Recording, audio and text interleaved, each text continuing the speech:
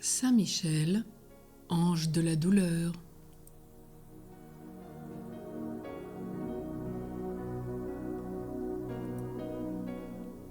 Souffrir est la grande loi de la vie humaine. La douleur s'attache à nous comme l'ombre suit nos pas. Nous avons beau la fuir, elle nous accompagne inexorable.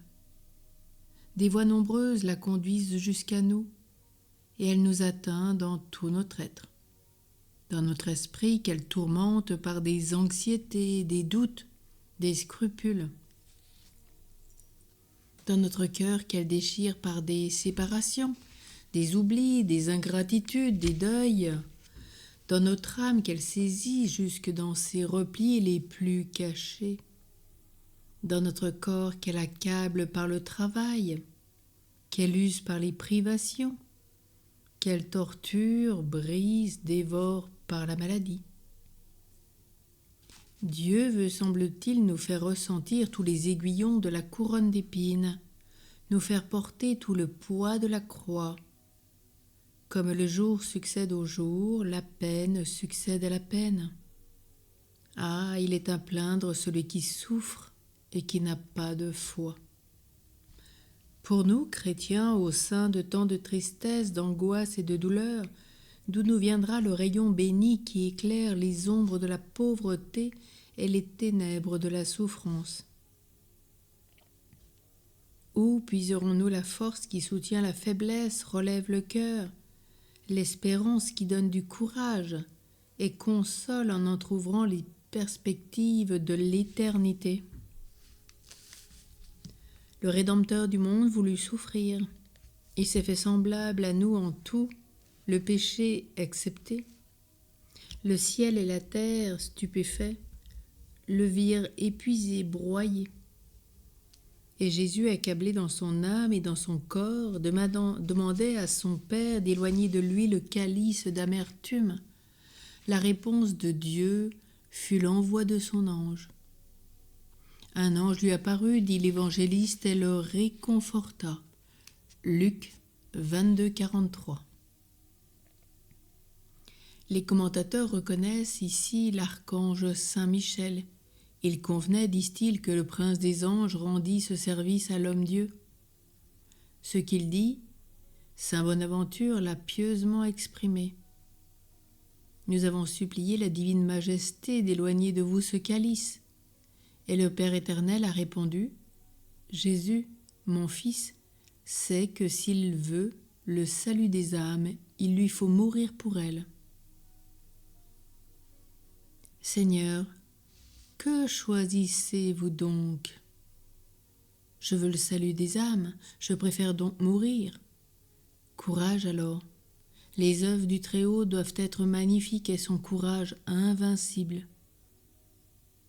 Les douleurs passeront vite, et à la rigueur successera la gloire éternelle et immortelle. Votre Père vous le dit par ma bouche.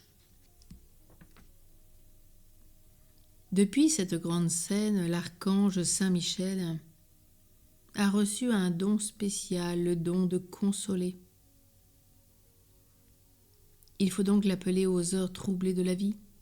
Il descendra du ciel en secourable comme il descendit apportant à Jésus-Christ défaillant force, courage, résignation.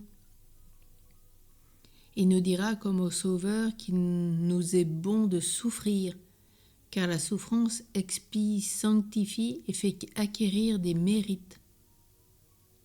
Puis de son doigt puissant, il écartera le rideau du monde et du temps, et nous montrera cette patrie vers laquelle si péniblement nous nous acheminons, patrie où il n'y a ni pleurs, ni gémissements, ni mort, mais un jour sans ombre, un soleil sans déclin, un bonheur sans mélange.